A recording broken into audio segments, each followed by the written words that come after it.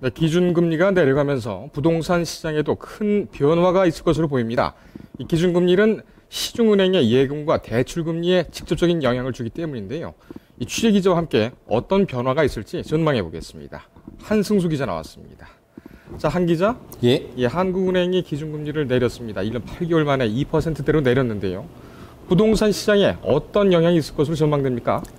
예, 기준금리 인하는 시중은행이 한국은행으로부터 돈을 빌리는 비용, 즉 운영자금 조달 비용의 하락을 뜻합니다. 조달 비용이 내려가게 되면 시중은행은 은행의 예금과 대출 이자를 내리게 돼 있습니다. 네. 이럴 경우에 부동산 시장에는 긍정적인 효과가 미쳐질 것으로 보입니다. 네. 원론적으로 보면 금리와 부동산 시장은 반비례 그래프를 그립니다.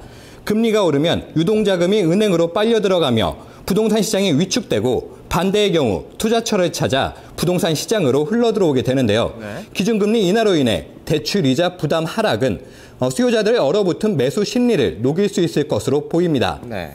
은행 관계자들은 현재 4% 초중반대의 주택담보대출이자가 기준금리 인하로 인해 3% 후반까지 떨어질 것으로 예상하고 있습니다.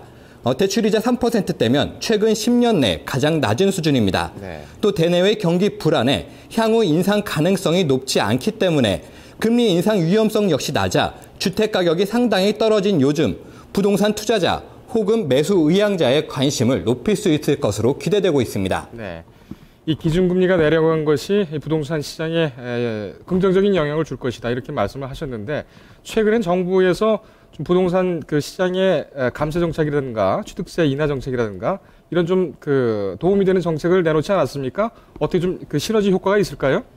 단기적이지만 전문가들은 이번 금리 인하로 인해 긍정적인 신호를 줄 수 있는 것은 다 줬다고 평가를 내리고 있습니다. 네. 이제 남은 것은 매수자들의 심리뿐이라는 얘기입니다. 지난달 27일 국회는 취득세 50% 감면과 미분양주택 매입 시 5년간 양도세를 면제하는 안을 통과시켰습니다. 단기적으로 거래 시장에 가장 큰 영향을 주는 유통세를 대폭 완화한 것입니다. 여기에 기준금리 인하까지 단행되며 최적의 매입 매도 시기를 맞았다는 분석입니다. 네. 최근 안정세를 보이고 있는 전셋값마저 상승 전환되며 매수 심리의 압력을 높이고 있습니다. KB국민은행에 따르면 9월 전국 평균 전셋가율, 즉 매매값에서 전셋값이 차지하는 비율은 62.1%입니다. 지난 2003년 9월 이후 가장 높은 수준입니다. 수도권 아파트 전셋가율 역시 55%로 지난 2003년 7월 이후 최고 수준까지 올라왔습니다. 네. 가을 가을 이사철이 지나면 겨울방학 학군 이동이 시작됩니다. 전셋값 상승은 불가피하고 전셋값은 집값에 한층 더 가깝게 접근할 것이란 것이 중론인데요. 전셋가율 상승, 거래세 감면, 기준금리 인하 등이 맞물리며 시장이 회복할 수 있는 조건은 거의 갖췄다고 평가를 내립니다. 네. 근데 정부의 취득세 감면이라든지 이런 부동산에 긍정적인 효과를 줄 수 있는 그런 정책이 이 연말까지란 말이죠. 이 시간이 좀 짧습니다. 그래서 단기 급등 이렇게 끝나지 않을까 그런 우려도 있는데요. 예, 거래세는 시장에 즉각적인 반응을 미칩니다. 정부는 지난 9월 10일 취득세와 양도세를 인하하겠다고 공식 밝혔지만 소문은 그 전부터 흘러나왔습니다. 네. 또 본격적인 시행은 9월 27일에야 시행됐습니다. 그 사이 시장 상황은 거래 실종까지 몰렸습니다. 때문에 올해 말 취득세와 양도세 감면이 끝나면 주택시장은 다시 침체될 것이란 우려가 나오고 있는 것이 사실입니다. 네. 지난해에도 한시적으로 시행됐던 취득세 감면 혜택 종료 이후 다음 달, 즉 올 1월입니다. 서울에서 아파트 거래 건수는 조사 이래 최저 수준까지 떨어졌습니다. 시장 상황도 좋지 않은 상황에서 상대적으로 많은 세금을 내고 굳이 주택 마련을 하지 않겠다는 이유 때문입니다. 이번 역시 마찬가지 상황이 나타날 것으로 보입니다. 네. 금리 인하와 거래세 감면 효과가 전반적으로 또는 대세 상승으로 연결되지 않을 것이란 분석입니다. 가격 상승 효과보다는 거래 증가에 그칠 것이란 주장에 힘이 실리고 있습니다. 네. 때문에 전문가들은 주택을 팔기도 주택을 사기도 가장 적당한 시점을 금리가 내려가고 거래세 혜택을 받을 수 있는 올 연말까지라고 조언합니다. 네.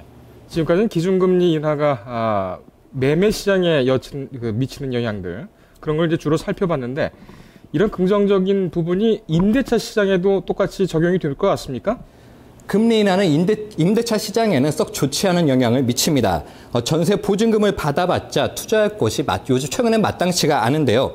과거 전세 보증금은 또 다른 주택 투자로 연결됐지만 시장 침체에 최근에는 선호되는 투자 방법은 아닙니다. 또 은행에 맡기자니 기준금리 인하로 인해 예금 금리가 떨어지며 이자 수익도 얼마 되지 않게 됩니다. 때문에 임대인은 전세를 월세로 돌리는 사례가 늘어날 수 있습니다.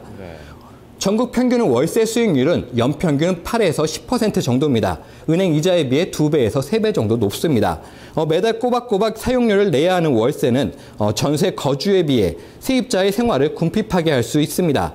지금도 전세 물건이 많지 않은 상황인데 월세 전환 주택마저 늘어나면 세입자 입장에서는 어려움이 커질 수밖에 없습니다. 네.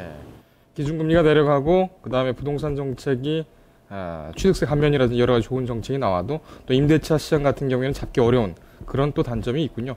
부동산 시장 참 어려운 것 같습니다. 예, 오늘 한 기자 잘 들었습니다.